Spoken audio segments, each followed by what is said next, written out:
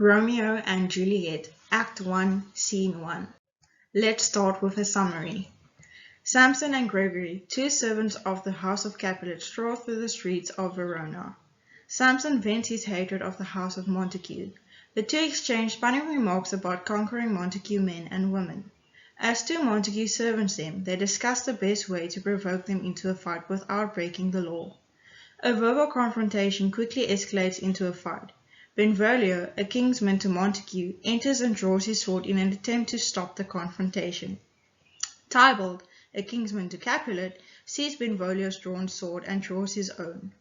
Benvolio explains that he is merely trying to keep the peace, but Tybalt professes a hatred for peace as strong as his hatred for Montagues, and attacks.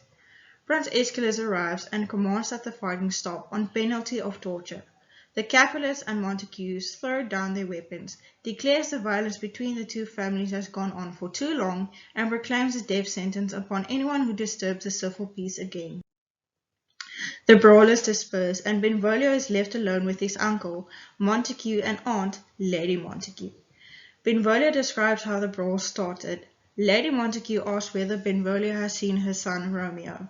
Benvolio replies that he earlier saw Romeo pacing through a grove of sycamores outside the city. Since Romeo seemed troubled, Benvolio did not speak to him.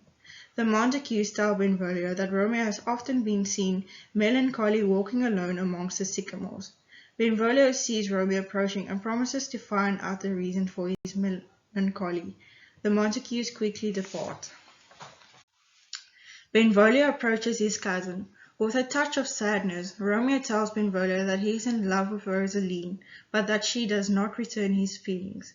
Benvolio counsels Romeo to forget about her by gazing at other beauties, but Romeo contends that the woman who he loves is the most beautiful of all.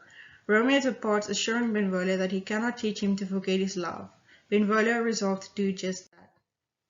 Next up we have characters. Let's start with Tybalt. He is a Capulet, Juliet's cousin on her mother's side. He is vain, fashionable, supremely aware of courtesy and the lack of it. He becomes aggressive, violent, and quick to draw his sword when he feels his pride has been injured. Once drawn, his sword is something to be feared. He loathes Montagues. Next we have Benvolio, Montague's nephew, Romeo's cousin, and forethought friend. Benvolio makes a genuine effort to diffuse violent scenes in public places, though Mercutio accuses him of having a nasty temper in private. He spends most of the play trying to help Romeo get his mind off Rosaline, even after Romeo has fallen in love with Juliet.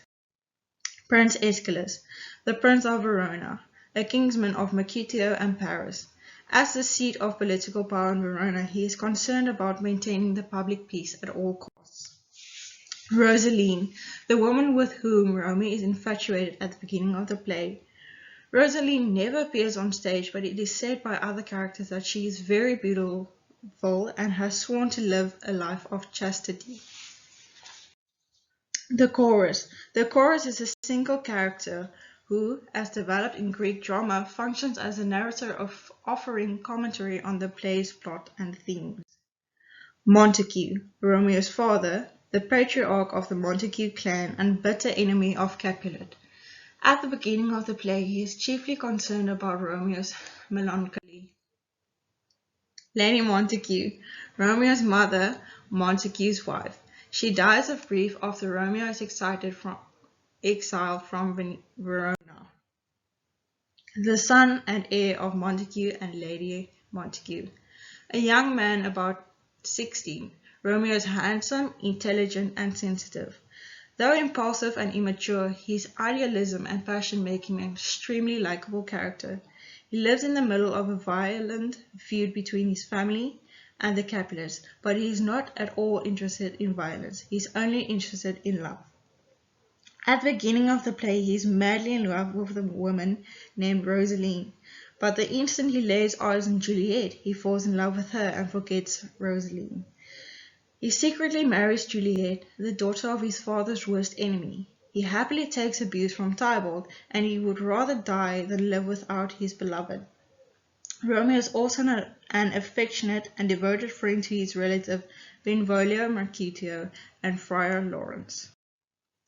Next up we have the literary devices. The antagonist. The primary antagonists of the play include the Capulet and Montague families, whose long-standing feud restricts Romeo and Juliet's freedom and ultimately their love. Nearly every character in the play is complicit in this family feud, upholding it in some way or another. Even Prince Aeschylus, who declares no alliance in the feud, sorrowfully admits to winking at discord, meaning that he's turned a blind eye and let the feud continue to rage unabated. The protagonist. In Romeo and Juliet, the two lovers share the role of the protagonist, and Romeo and Juliet's desire to be together brings them into conflict with their feuding families. Both Romeo and Juliet begin the play feeling trapped. Romeo has a hopeless crush on a woman who has sworn to remain a virgin, and he rejects his friend's suggestion that he seek another lover. Juliet, by contrast, has been ordered by her mother to think about marrying, even though she doesn't feel ready. Next up, we have the setting. The setting takes place in Verona, Italy.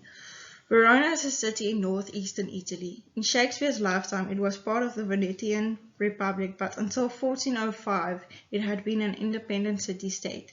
The Verona of Romeo and Juliet seems to be independent and with its own prince, who authorizes and enforces local laws.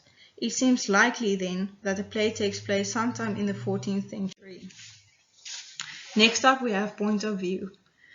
In the first half of the play, Romeo is the dominant point of view. We spend most of our time with him, and he is the character who does most to advance the action. When we first meet Romeo, he is despairing over the unrequited love of Rosaline. By introducing the audience to each character before they meet each other, the play lets us see who they are as individuals and how they are changed by love.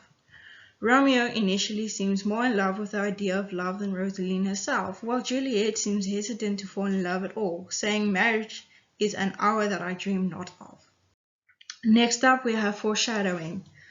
Foreshadowing is one of the main dramatic techniques in Romeo and Juliet. The lovers' tragic end is both directly and subtly foreshadowed from the very beginning of the play. The strong foreshadowing emphasizes that the lovers' fate is inevitable and that their sense of freedom is an illusion. The deaths of Romeo and Juliet.